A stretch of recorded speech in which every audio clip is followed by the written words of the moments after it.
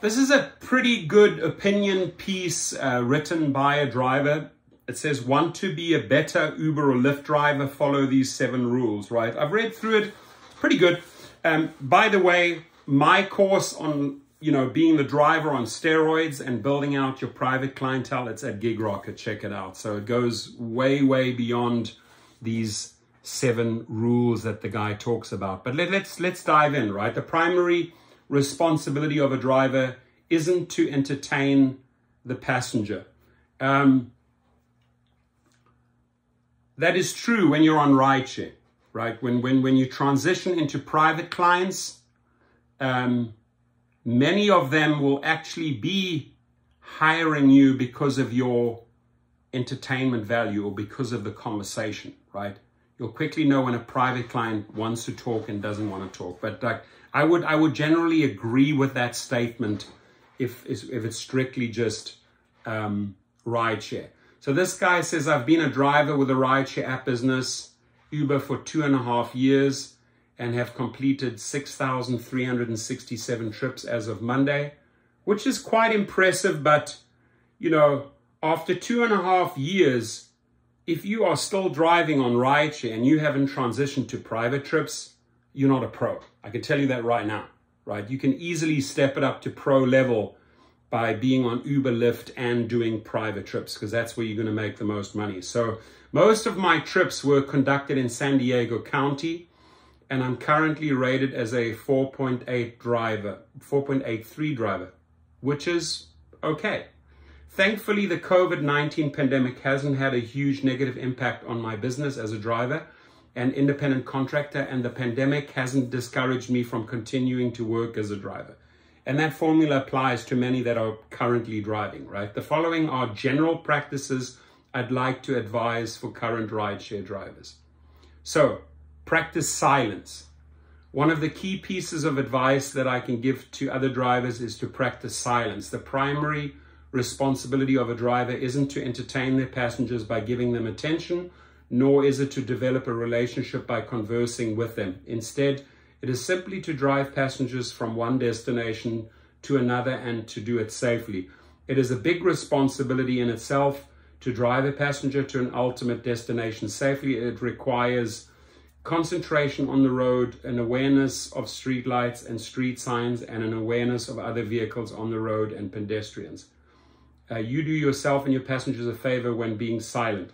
So I don't agree with that, because if you have the opportunity to get into a conversation with a driver or a rider wants to talk to you, that's going to equate to tips.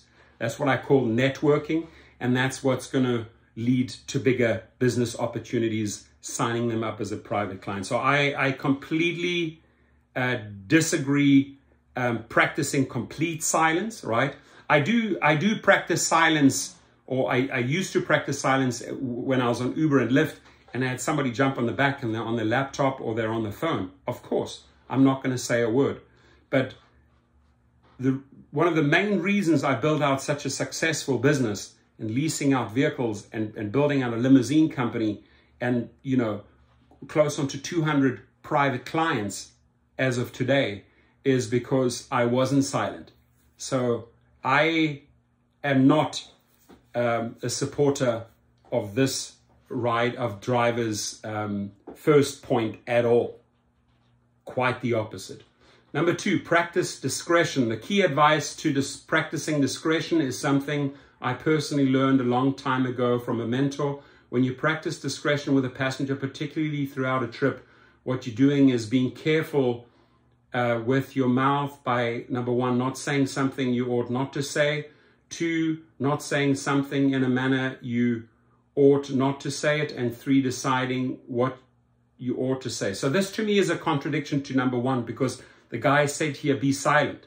So now he's basically giving you a lesson in what you need to say and what you don't need to say.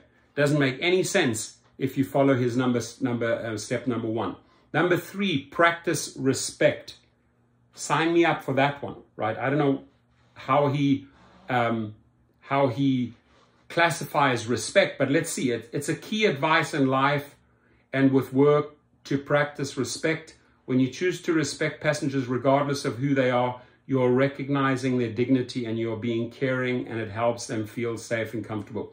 I 100% agree with number 3, practice respect.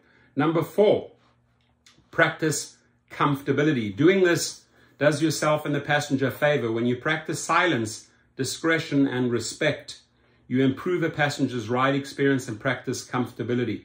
When you practice comfortability, it ensures that passengers feel comfortable, and when passengers feel comfortable, it helps them to trust you. The way I create comfort is a little different to what this person, right? I have a lot of little extra amenities. I have mints, I have waters, I have magazines on boards. And again, you know, this is for the higher categories, SUV, Black, or Lux. I wouldn't quite advise that for the regular X, but the way I create the comfortability is like, would you like to listen to music? Would you prefer silence? How's the temperature? That's where I make them feel comfortable. Now, I make them feel even more comfortable if we get into a conversation. Could be about the kids, could be about business. Now I've built up a massive comfort level. I'm not a threat to you. I'm here to help you. I'm here to make your life better. So I'm all for creating comfortability, but this driver thinks you can create the comfortability through pure silence. Yes, you can create comfortability through pure silence if the individual in your car is all business and business only. They're on their laptop or on their phone. Well, they're comfortable. They're having their meeting, right? So number 5, practice decisiveness. Being decisive when driving passengers can save you money and time and help you be at peace. So didn't elaborate on that much, this individual on number 5, but you always have to be decisive in this business. You have to make tough decisions. You have to make quick decisions, you know. So yeah, I mean, decisiveness, I would almost argue that's a given, right? If you can't decide, the guy says, well, what would you recommend is the faster route? Oh, well, I don't really know. Well, we could look at the GPS, or, you know, what trip would you like, right? So the moment they see that you're really undecided and don't know, oh, you know what, by the way, the fastest route to your destination right now where I can save 10 minutes of your time is just strictly following the GPS, or I know a shortcut. Which one would you prefer, right? I'm making quick decisions for them. Number 6. Oh, so here it says, if a passenger doesn't want to abide by the rule of putting on a seatbelt, then you decide to cancel the trip. If a passenger doesn't want to abide by the rule of putting on a seatbelt, then you decide to cancel the trip. I mean, you can have stickers in your windows, you know, please wear your mask, wear a seatbelt, and that already tells them, right? I would not get into a full-on brawl or an argument over a seatbelt, right? And the other thing is, especially when you have private clients, you do not want to be lecturing private clients, because where you make really the biggest bang for your buck on a 6, 8, 10-hour day, 12-hour day is keeping private clients very, very happy, right? Not instructing them, making all these decisions for them. These are CEOs. These are bigwigs. They make the decisions, right? You're not going to come in there and start making decisions for them. I'm really sort of referring to the bigger picture. I think this is really like UberX, sort of like starter, someone who's done 2 years of work, right? And not to be disrespectful towards the driver, but I'm not on the same page as this individual. Practice precaution. This one is key advice that I've learned, particularly in 2 ways as a driver. One is by communicating to passengers once they're in the vehicle to put on the seatbelt, the California Seatbelt Law, Vehicle Code 27. I'm telling you, if you're going to start reciting codes and laws, you've lost them. Like, who is this idiot telling me the law, right? Requires that every passenger wear a seatbelt except for children who are 7 years old. Children at the age of or younger are mandated differently. So a lot of this article is being spent talking about seatbelts. I pretty much think it's a given that, you know, seatbelts are a must. And if you have someone in the front and they don't have the seatbelt on anyway, that annoying sound is going to go on, right? or in many cars, the annoying sound's going to go off in the back and say, oh, by the way, you just put your seatbelt on because the little sound thing's going off here, and they get it, right? They get it. But do not start reciting any type of vehicle code, 27315 VC, especially when you have private clients. Another way is to verify the identity of a passenger by lowering either a back seat or front seat window to ask them their name before allowing them to enter the vehicle. I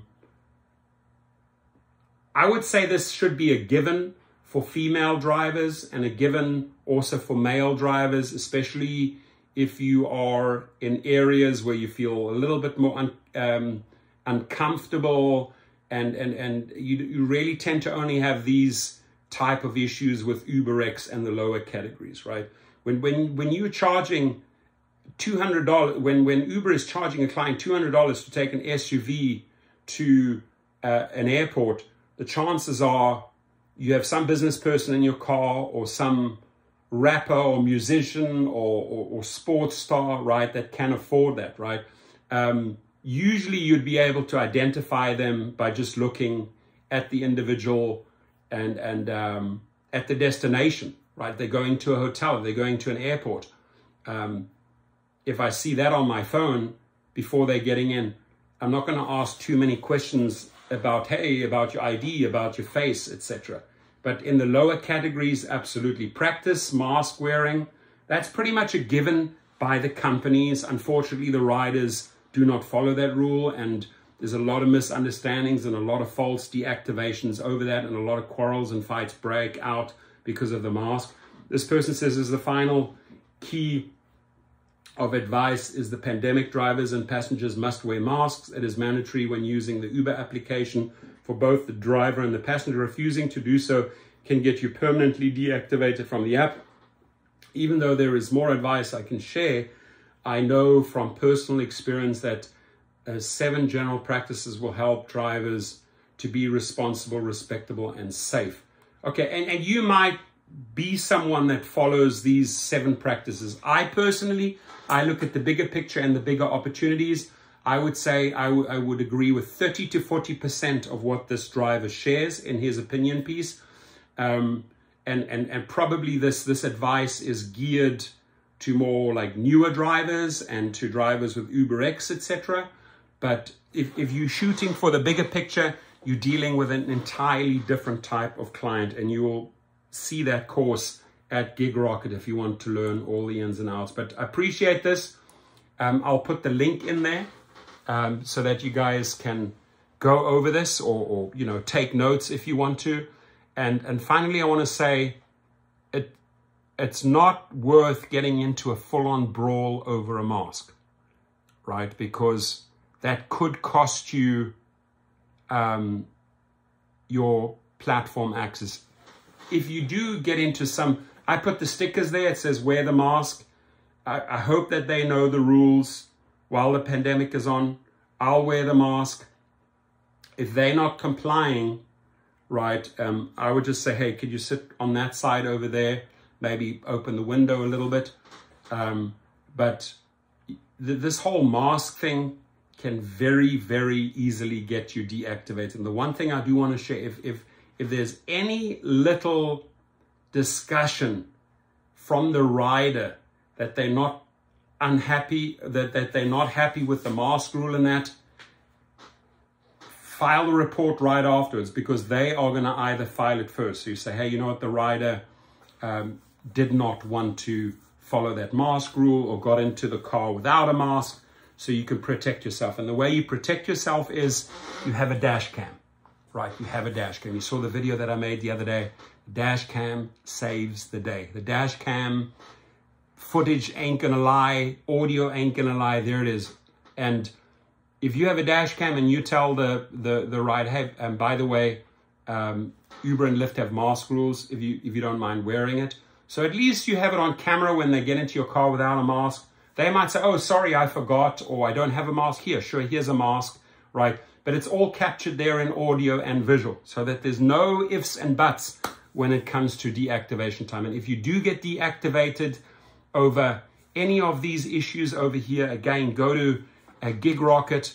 We work with attorneys. We get you reactivated again. Check it out. A lot of good content on GigRocket, and please stay safe out there. Thank you.